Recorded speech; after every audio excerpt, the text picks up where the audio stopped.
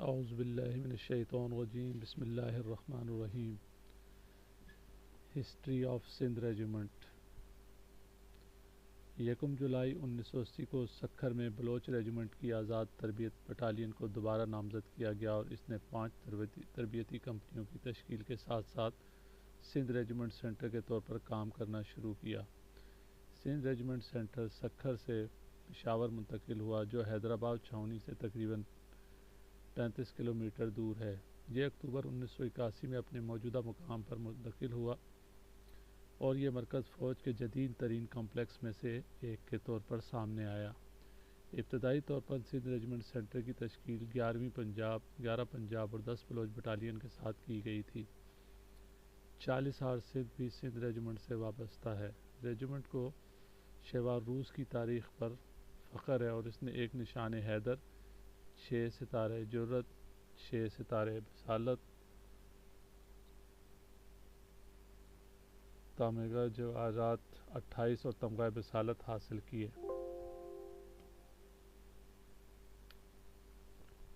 روایتی house Sindh ریجیمنٹل centre میں سندھ کی تہذیب کی ایک انوکھی یادگار ہے۔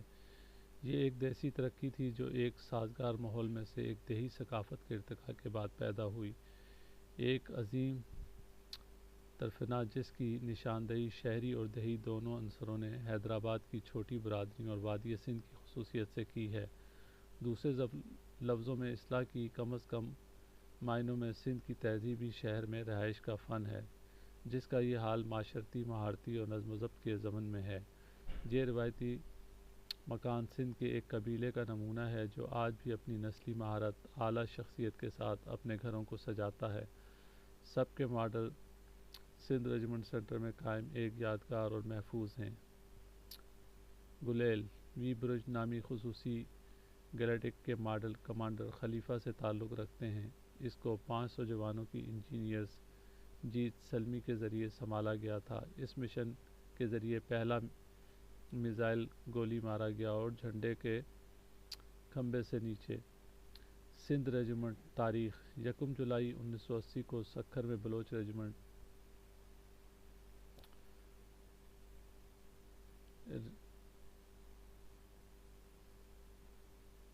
دیبل کی لڑائی 8ویں صدی میں بحیرہ عرب پر قزاقوں کا غلبہ تھا۔ ایک عرب مرتن جو کہ عورتوں اور بچوں کو لے کر جا رہا تھا، ان کے قذافوں نے لوٹ لیا۔ ایک نوجوان لڑکی نے اس سفاکیت کے لیے حجاز بن یوسف کو ایک پیغام لکھا۔ حجاز بن یوسف نے محمد بن قاسم تاریخ کے سب سے کم عمر جرنیل کو ازالہ کرنے کے لیے نامزد کیا۔ محمد بن قاسم نے 1711 عیسوی ڈی کو سندھ میں داخل ہو کر دیگل فورٹ پر قبضہ کر لیا، جو اس وقت بھنبور کے نام سے جانا جاتا تھا۔ تجارتی، مواصلاتی اور سلامتی کی وجہ سے یہ سب سے اہم قلعہ تھا۔ محمد بن قاسم اپنے 12,000 مرد، 3,000 گھوڑے اور 3,000 اونٹوں کے ساتھ عمدہ انداز میں وارد ہوا۔ قلعہ دیبل جو کہ مسلمانوں کی کشی شکل، پیشہ ورانہ مہارت اور لڑائی کی مہارت کا مرکز تھا، اس کے نتیجے میں ملتان تک کے علاقے پر قبضہ کیا گیا۔ پرجوش مسلمان مہم نے نہ صرف عرب تاجروں کو سمندر میں ڈاکوؤں کے وحشیانہ چنگل سے بچایا، بلکہ بر صغیر ہند و پاک میں اسلام کا راستہ بھی کھول دیا۔ بھنبور دیبل قومی ہائی وے پر ٹھٹھہ سے 44 کلومیٹر دور واقع ہے۔ غلام شاہ کلوڑا نے 1758 میں حیدرآباد میں دارالحکومت سندھ کی بنیاد رکھی۔ حیدرآباد کا قلعہ اور شہر حیدرآباد سندھ میں ایک مضبوط ترین مقام تھا۔ یہ شہر قدیم شہر نیرما کوٹ کے مقام پر قابض ہے۔ دونوں کی بنیادیں 1758 میں غلام شاہ کلوڑا نے اور 1799 میں میر فتح علی خان تالپور نے رکھی تھیں۔ جانشین نے حیدرآباد کو بطور دارالحکومت حیثیت بخشی۔ حیدرآباد 1843 تک عامر اور ان کے اہل خانہ کی منتخب رہائش گاہ تھی۔ اس کے بعد ریجن کے یورپی افسروں کے پاس اس قلعے کا قبضہ تھا۔ رانی کوٹ کا قلعہ رانی کوٹ کا قلعہ حیدرآباد کے شمال مغرب میں تقریباً 75 میل اور کوٹری لاڑکانہ لائن پر ریلوے اسٹیشن سان سے 18 میل مغرب میں واقع ایک مضبوط قلعے کی دیوار والا ایک قلعہ ہے۔ ننگے پہاڑوں کے راستے پر چلتا ہے۔ قلعے نے جب بھی حملہ آوروں کا سامنا کیا اس کے باشندوں کی جان بچ گئی۔ ایک چھوٹا سا دریا وسط میں چلتا ہے۔ قلعے کے علاقے میں 3 قلعے ہیں: میری کوٹ، شیر گڑھ، موہن کوٹ۔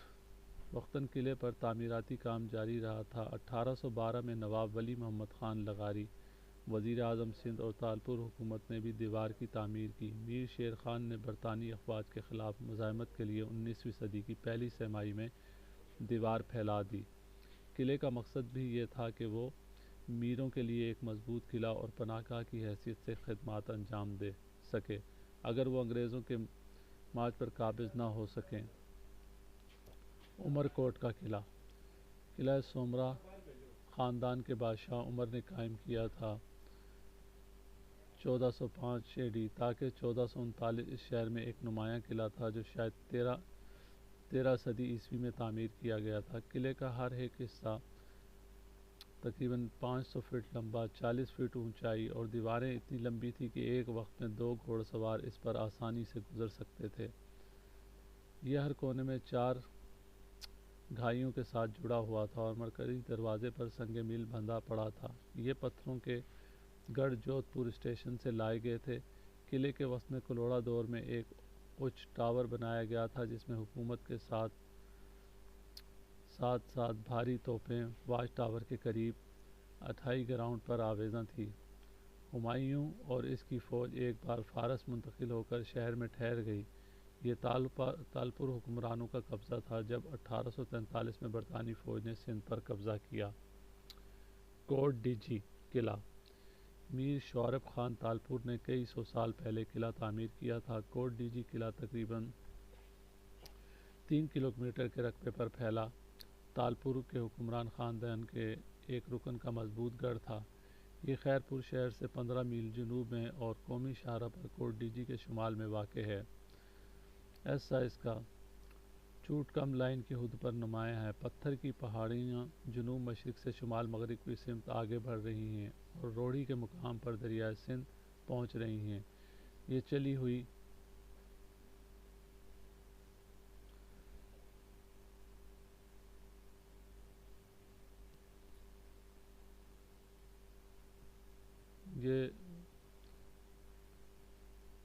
کوٹ ڈیجی 15 میل جنوب میں اور قومی شاہراہ پر کوٹ ڈیجی کے مقام پر ہے۔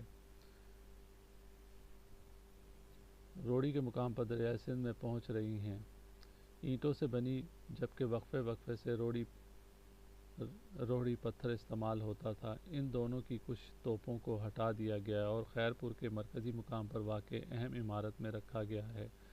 سر چارلس نیٹر اور اس کی فوج نے صحرائی علاقے میں جبسر کی سرحد پر واقع امام گڑھ قلعے کو تباہ کرنے کے بعد اپنی پیش قدمی کے دوران یہاں پر ڈیرے ڈالے تھے۔ تو دوستو یہ ہے سندھ ریجمنٹ کی ہسٹری اور کچھ سندھ کے قلعوں کی ہسٹری۔ اگر یہ ویڈیو آپ کو پسند آئی ہو تو اس کو ہمارے چینل کو سبسکرائب کریں اور دوستوں سے شیئر کریں تاکہ یہ سندھ ریجمنٹ کی اور سندھ کی ہسٹری دوستوں تک پہنچ سکے۔ تھینک یو، اللہ حافظ، اللہ نگہبان۔